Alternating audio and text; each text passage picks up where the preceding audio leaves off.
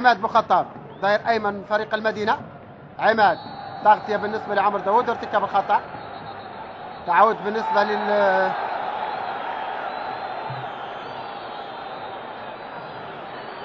اتمنى ان تبقى المباراه في كنف الروح الرياضيه.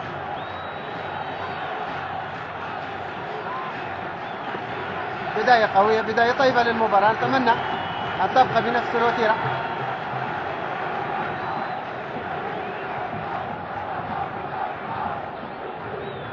بداية رائعة للمباراة، نتمنى أن تبقى كما هي حقيقة بدون هذه اللقطات اللي فيه. نتمنى أن تكون عمر داوود، ثم بعد ذلك